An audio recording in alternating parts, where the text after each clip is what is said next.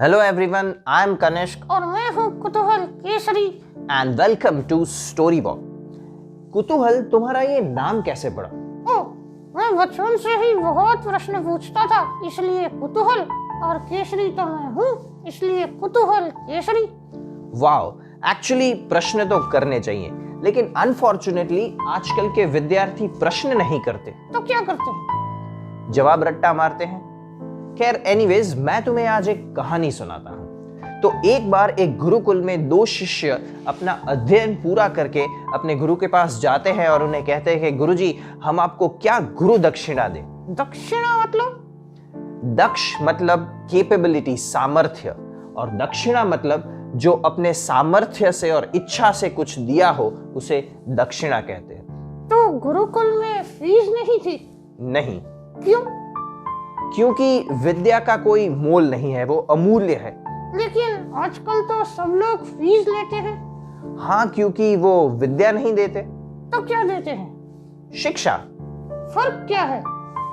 जो आजीविका कमाने के काम आए, जिससे हमें कौशल मिले, स्किल्स मिले, जिससे हमारा लाइवलीहुड चल सके, उसे शिक्षा कहते हैं। और जो जीवन क्या है ये बताए, जीवन कैसे जीना है ये बताए, उसे हम विद्या कहते हैं। तो दोनों में से श्रेष्ठ क्या है? विद्या। इसका प्रमाण? देखो, हमारे यहाँ पे स्कूल, कॉलेजेस और यूनिवर्सिटीज को विद्यालय, महाविद्यालय और विश्वविद्यालय कहते हैं, ना कि शिक्षालय, महाशिक्षालय और विश्व शिक्षालय। ओह, लेकिन जो लोग सिखाते हैं उसे तो शिक्षक कहते हैं। हाँ, क्योंकि वो शिक्षा देते हैं। तो जो विद्या देते हैं उसे क्या कहते हैं? गुरु। गुरु मतलब? गु मतलब अंधकार और रू मतलब दूर करने वाला। तो जो अज्ञान रूपी अंधकार को दूर करे वो गुरु। वाह! तो ऐसे ही एक गुरु के पास ये दोनों शिष्य पहुंचते हैं और पूछते हैं कि गुरु दक्षिणा में क्या चाहिए। तो गुरु कहते हैं कि मुझे सिर्फ आप ऐसे सूखे पत्ते लाके दो जो किसी के काम के ना हो। बस? हाँ, बस।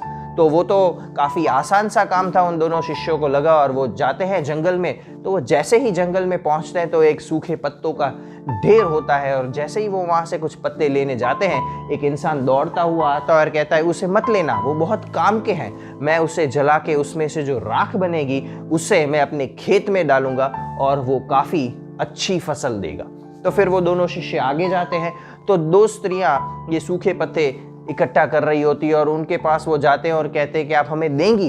तो वो कहती है नहीं, हम इनसे प्लेट्स बनाएंगे, बाउल्स बनाएंगे, जो कि हम मंदिर में बेचेंगे, and we will earn livelihood from it. तो ये हमारे बहुत काम के हैं। तो फिर निराश होकर वो दोनों शिष्य आगे जाते हैं और एक पेड़ के नीचे थोड़े सूखे पत्ते पड़े होते हैं। तो जैसे ही वो लेने जाते हैं, एक पक्षी ऊपर से आता है उड़ता हुआ, अपनी चोंच में वो लेता है और अपने घोंसले में जाके उसको रखता है। तो वो अपना घर उस सूखे पत्ते से बना रहा होता है। तो निराश होकर वो वापस गुरुकुल की ओर आ रहे होते हैं और वो देखते हैं कि नदी में एक सूखा पत्ता तैर रहा है। तो उन्हें लगा कि ये तो शायद किसी के काम का नहीं होगा। तो वो जैसे ही नजदीक पहुंचते हैं तो वो देखते हैं कि एक चींटी अपना जीवन बचा के डूबने से बचने के लिए वो सूखे पत्ते पे बैठी हुई है। तो उन्हें एक भी ऐसा सूखा पत्ता नहीं मिला जो कि किसी के काम का ना हो। तो वो वापस जाते हैं अपने गुरुकुल में और गुरु से हाथ जोड़ के माफ़ी मांगते हैं कि गुरुजी, हम आपके लिए इतना भी नहीं कर पाए, हम गुरु दक्षिणा में एक ऐसा सूखा पत्ता नहीं ला पाए जो किसी के काम का ना हो, हमें माफ़ कीजिए। तो गुरु ने जवाब दिया, क्या? मैं तुम्हें यह बताना चाहता था कि एक मामूली सा, किसी को ऐसा लगता है कि एक सूखा पत्ता क्या काम का, so that insignificant looking dry leaf, वो भी कितने लोगों के काम आ सकता है, पशुओं के काम आ सकता है, पक्षियों के काम आ सकता है। तो हम तो इंसान हैं, हमें ये शरीर मिला है, ये जीवन मिला है, तो हम कितने लोगों के काम आ सकते हैं। सो एक अगर ड्राई लीफ भी इतने लोगों के काम आ सकता है, तो जस्ट थिंक अबाउट इट कि हम अपने इस शरीर का, इस जीवन का सदुपयोग करें, so we can be helpful to lot of people. So ये थी एक छोटी सी कहानी about the importance of dry leaf. तो आप भी कुतूहल केसरी की तरह प्रश्न जरूर पूछिए, क्योंकि प्रश्न बहुत इंपॉर्टेंट है। सोक्रेटिस का शिष्य प्लेटो और प्लेटो का शिष्य एरिस्टोटल। और प्लेटो ये कहता था कि मेरे सब विद्यार्थी एक तरफ और एरिस्टोटल एक तरफ, वो इतने प्रश्न पूछता था।